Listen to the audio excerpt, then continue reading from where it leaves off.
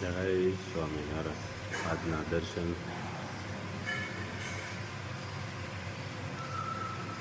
જય ગણપતિ દાદા, જય કૃષ્ણ. ગુડ મોર્નિંગ ગુલાબભાઈ, જય સ્વામિનારાયણ. ગુડ મોર્નિંગ, જય સ્વામિનારાયણ, જય સિયારામ, જય શ્રી કૃષ્ણ.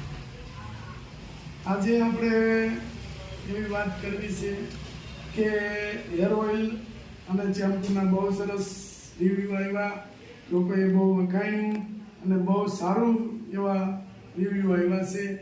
અને માંગ એટલી બધી થઈ ગઈ છે કે હવે અમારે તત્કાલ પાછું બનાવવું પડશે. એટલે અમે એવો વિચાર કર્યો હતો કે બધાના રિવ્યૂ કેવા મળે છે. આપણે જ્યારે તો આપણે વાપરીએ છીએ, આપણા સંબંધીમાં આપ્યું હતું એને બધા સારા રિવ્યૂ આપ્યા હતા. પણ જેથી બહારથી રિવ્યૂ સારા આવે તેથી માનવાનું કે આપણો ધંધો સફળ છે. બરાબર, રિવ્યૂ બહુ સરસ આવ્યા છે અને કાલે ફરજિયાત બનાવવું જ પડશે, કારણ કે જેટલું હતું એટલું જતું રહ્યું. અને હવે ઓર્ડર લેવાનો ચાલુ જ છે, કન્ટિન્યુ લઈ જ લેવાના છે કે જે કોઈએ પહેલા ઓર્ડર આપ્યા હતા અને પહેલા એનો બધાનો વારો આવ્યો, નવા ઓર્ડરમાં કોઈનો વારો નથી આવ્યો. એટલે હવે જે ઓર્ડર જેમને નવા ઓર્ડર લખાતા જાય છે કન્ટિન્યુ, અને કન્ટિન્યુ આપણે બને એટલે એ ઓર્ડર કાઢવાના છે. એટલે હવે મારા ખ્યાલ પ્રમાણે મને એમ લાગે છે કે હરરોજ તેલ બનાવવું પડશે. એટલું બધું સારું તેલ ચાલે છે, શેમ્પૂ પણ એટલું બધું ચાલે છે. બહુ સરસ રીતે આપણે માતાજીની, સ્વામિનારાયણ ભગવાનની, ઘનશ્યામ મહારાજની દયાથી બહુ સરસ ચાલે છે. એટલે આપણે હવે ધીરે ધીરે પ્રોડક્શન વધારવું પડશે. એટલે એવી રીતે આપણે વધારતા જઈએ છીએ. આ કોઈ બેને એક મેસેજ આપણે કર્યો તો રિવ્યૂ આપ્યા છે, મેસેજમાં જ રિવ્યૂ આપ્યા છે ઓછો. એટલે આ જો તમે વાંચો, કેટલો સરસ રિવ્યૂ આપ્યા છે બેને, બહુ મસ્ત. અને આવા રિવ્યૂ તો બહુ બધા આવ્યા છે અને લોકોને સારું મળે એવી આપણી કોશિશ છે. એટલે એ કોશિશ ઉપર આપણે ચાલીએ છીએ તો લોકોને સારું મળે, આપણે ધંધો સારો એવો ચાલે એ કોશિશ ઉપર ચાલીએ છીએ. વસ્તુ સારી આવશે, ગુણવત્તાવાળી આવશે અને એકદમ હર્બલ આવશે, એની જવાબદારી અમે લઈએ છીએ. અને પ્રમ દિવસ કે રવિવારે ગુરુ પૂનમ છે, તો બધાને ગુરુ પૂનમની ખૂબ ખૂબ શુભકામના. અને સ્વામીનો બહુ આગ્રહ હતો એટલે ગુરુ પૂનમે અમારે ત્યાં જવું પડે એમ છે. સરદાર અને ગુરુ પૂનમને દી સરદાર જવાના છે. અને હું અને રાજુભાઈ અને નાના રાજુભાઈને એક પ્રસંગ છે એ પતાવવાનો છે. એટલે કન્ટિન્યુ કાલે આજે પલાળી દીધું છે. રવિવારે ગુરુ પૂનમ છે મારા ખ્યાલ પ્રમાણે, પ્રમ દિવસ રવિવારે. તો રવિવારે તો કોઈ ઘેરે હશે નહીં, એટલે રવિવારે કદાચ તેલ નહીં બને. એટલે બનશે સોમવારે. તો સોમવારે સવારમાં ઉકળશે, પછી એને ઠંડુ થવા દેવાનું, પછી એનું પેકિંગ થાય. એટલે ઇનકેસ કે જે કાંઈ ઓર્ડર છે અમારી પાસે, જે ઓર્ડર કન્ટિન્યુ ચાલુ છે એનું પાર્સલ સોમવારે નીકળશે. અને અમને શનિ અને રવિ બે તો કુરિયરમાં રજા હોય છે.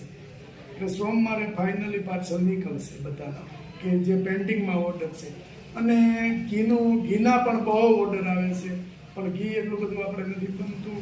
આપણી પાસે 5 ગાયું છે, 5 ગાયોમાં એટલું બધું ઘી ન બને. બહારથી લાવીને મારે કોઈને આપવું નથી, મારું પોતાનું ઘરનું જ ઘી મારે આપવું છે. એટલે ઘીનું પણ પેન્ટિંગ છે, પણ બધાને મળશે એ 100% છે.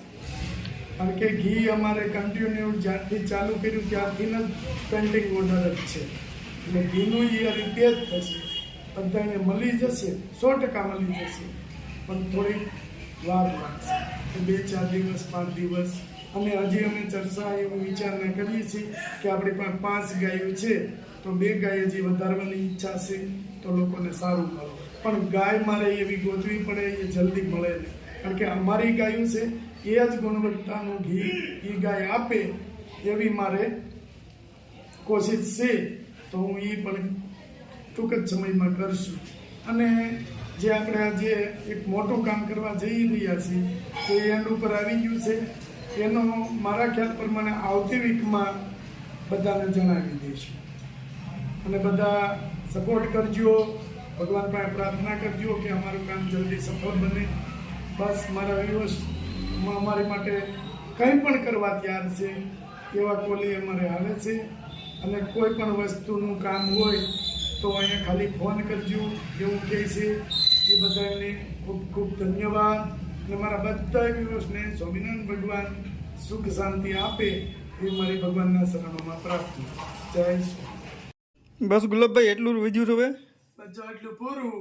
આજના પાર્સલ થાય છે એટલે પૂરું. એક આજ મોટો ઓર્ડર છે અને એ પાર્સલ થાય તે પછીના પાર્સલ 2-3 થાય.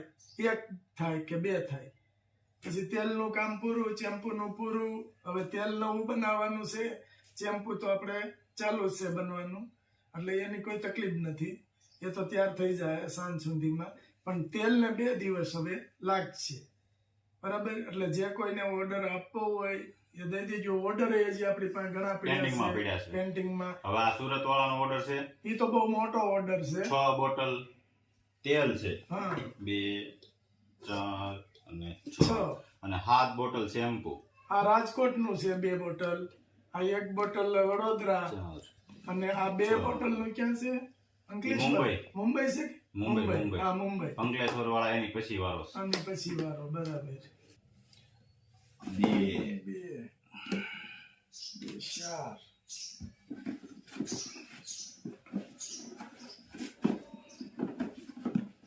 4 5 6 6 અને આ 7 તેલની બોટલો મૂકવાની.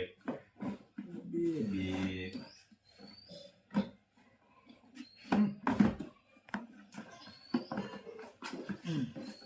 બોલ.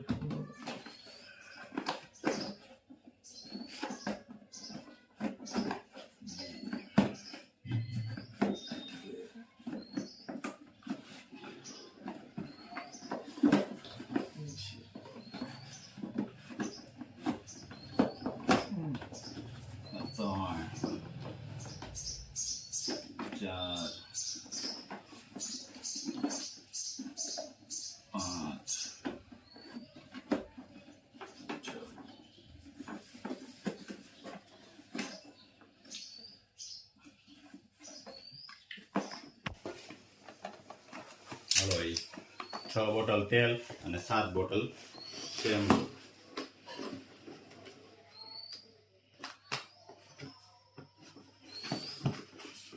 આ સુરતનું પાર્સલ છે અને આ મોટું પાર્સલ હોય તો આપણે બસમાં હાથે મોકલી દેવી.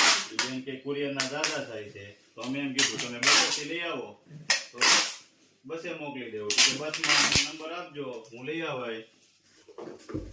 એટલે વાંધો નહીં તો આ તમારું બસમાં.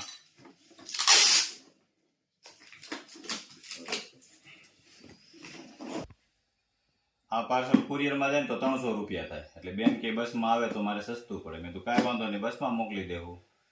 તો એને સુરત ને અમદાવાદ ની લક્ઝરી જાય જાય છે છે. ને, આ શું છે? એટલે મોટું પાર્સલ હોય ને તો આપણે બસમાં મોકલી શકીએ. રેડી. એટલે આ એને ફાયદો થાય કે બસ વાળો 50 લે કે 100 લે એટલે એને 200 રૂપિયાનો ફાયદો થયો. એટલો આપણે બસમાં તને મોકલી દેવીશ. મોટું પાર્સલ હોય ને એને. અને નાનું પાર્સલ હોય ને તો એ ડ્રાઈવર ને અટવાય જાય એટલે. આ ગામ તેમ થઈ ગયું હોય તો ખોટું અટવાઈ જાય. એમાં સુરત અને એના નંબર. ઈ તો આપણે કોથળીથી ચડાવ્યું ને માથે. સરસ. જો જય સ્વામિનારાયણ.